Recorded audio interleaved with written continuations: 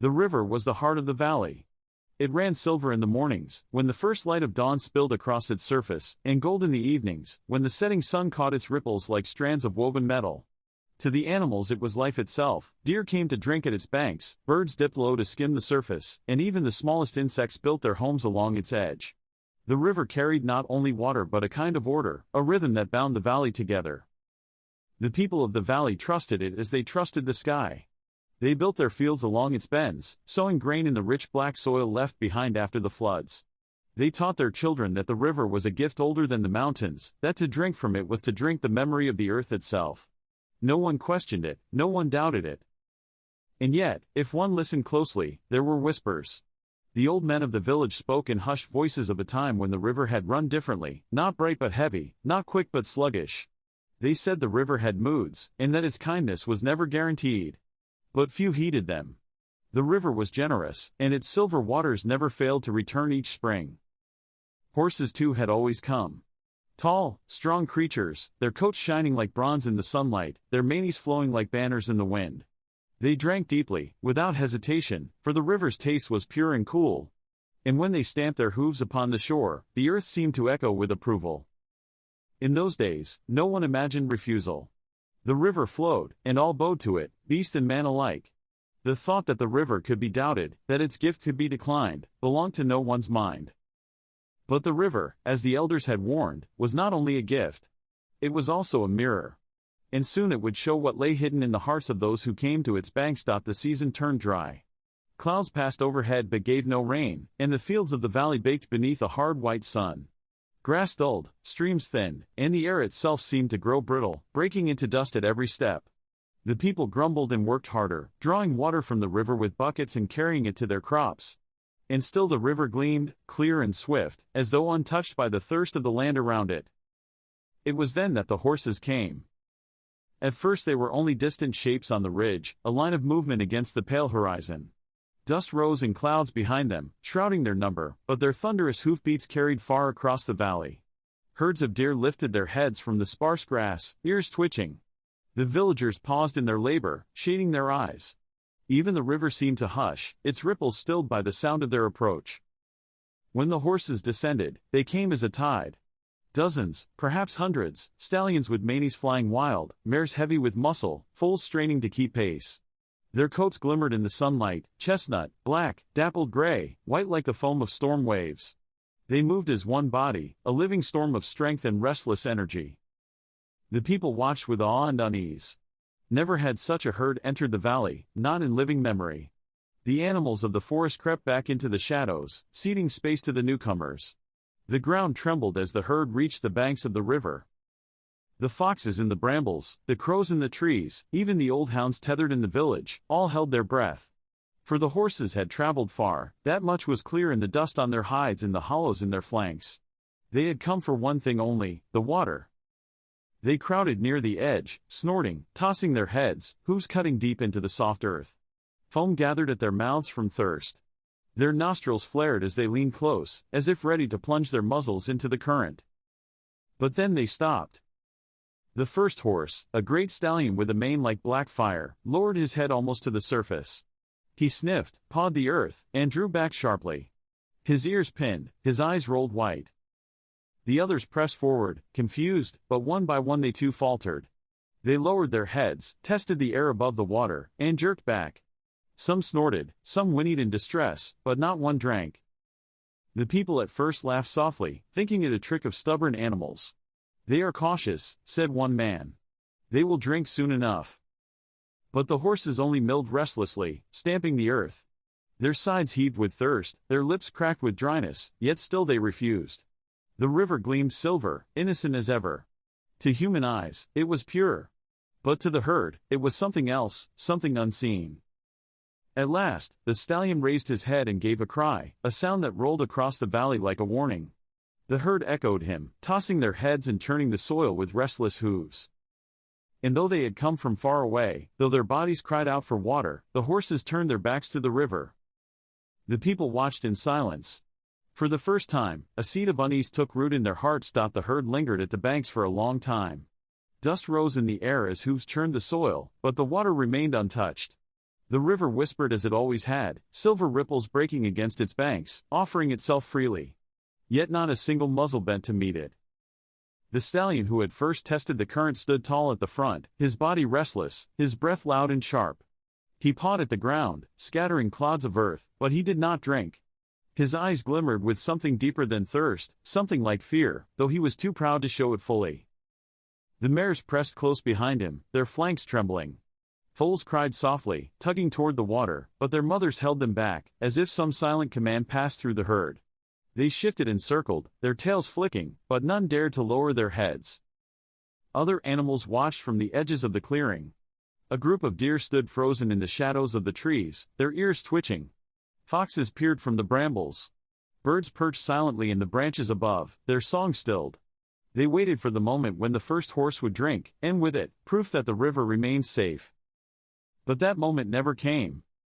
Instead, the stallion reared suddenly, his hooves lashing the air. He struck down hard and gave a sharp cry. The herd answered him with restless nickers and whinnies. Their bodies turned as one, away from the river's glimmer, away from the current that had once given life without question. It was refusal. Not hesitation, not delay. A choice. The deer shifted nervously. A few among them crept forward, heads low, eyes wide. They touched their muzzles to the river's surface and drank quickly, lapping at the cold water. The herd of horses stamped and snorted in disapproval, as though watching fools leap into danger. The foxes whispered to one another in their sharp little voices, "What do the horses know that the deer do not?" And the birds, from their perches, muttered uneasily, "Why does strength itself turn away from the gift of the river?" The people of the valley, who had come to watch, laughed at first. They jeered at the horses' stubbornness, mocking them as foolish beasts. "They grow arrogant," said one man. "They think themselves wiser than all others." Another spat into the current to prove his contempt. "See? The river is as it has always been." But even as they laughed, unease lingered. For though the deer drank, they did so nervously, lifting their heads often to glance at the herd. Though the water sparkled, a faint smell rode the air, strange, metallic, almost bitter. The people wrinkled their noses but said nothing. The herd stood like stone, silent in their refusal. And the river flowed on, silver and innocent, as though nothing had changed at all. Word spread quickly through the valley, the horses had come, and yet they would not drink. By evening, men, women, and children gathered at the banks, crowding close to see the herd that stood defiant before the river. The villagers whispered among themselves. Some mocked, some fretted, some spat on the earth in contempt. The elders watched in silence, their faces unreadable, as though they heard in the horses' refusal the echo of their own half-forgotten warnings. The herd did not move. They stamped and snorted, eyes fixed on the water as though watching a hidden predator stir beneath the surface. Their flanks gleamed with sweat in the failing light, their bodies weary from travel, yet still they did not bow their heads. The people grew restless. "This is insult," one man growled. "The river feeds us all, beast and man alike. Who are these animals to deny it?" Another, younger and fiercer, shouted, "They curse the river with their arrogance. If they will not drink, let them leave." He picked up a stone and hurled it at the herd. It struck the soil near the stallion's hooves. The great horse reared, his cry ringing across the water like thunder. The rest of the herd answered, their voices a chorus of defiance. The villagers flinched but did not retreat. Instead, they grew angrier. They drove their sheep and oxen to the water's edge, forcing their muzzles down into the current. The animals balked, bleated, resisted, but the hands of men were strong, and soon they drank. The villagers laughed bitterly, pointing at the herd. "See? The river is pure. Only these proud creatures are blind." But their laughter was uneasy. For even as the oxen drank, foam gathered at their mouths, and they drew back coughing, shaking their heads. The sheep bleated shrilly, stamping their hooves, eager to be led away. The people frowned, muttering that the beasts were soft, easily unsettled. Yet the doubt grew in their eyes. Still, they shouted at the herd. "Drink, or starve. The river is life, and life is the river. Refuse it, and you choose death." The stallion lowered his head slightly, as though to answer, but no words came. His silence was sharper than speech. He turned his back on the river, and the herd followed. The people roared with anger, their voices like fire leaping dry grass. Some threw stones. Some raised sticks. But the horses did not break. They stood together, their refusal stronger than thirst, stronger than fear. And as night fell, the people returned to their huts muttering, their pride stung, their anger sharp. Only the elders lingered, watching the herd through the gathering dark. Their wrinkled faces seemed carved of shadow. "The river has been doubted before," one of them whispered. "And when doubt comes, the river listens." The lanterns of the village flickered to life in the distance. The horses remained, black shapes against the starlit current, their eyes glinting in the dark. And the river ran on, silver in the moonlight, yet quieter now, as though holding its breath. That night, the valley did not sleep.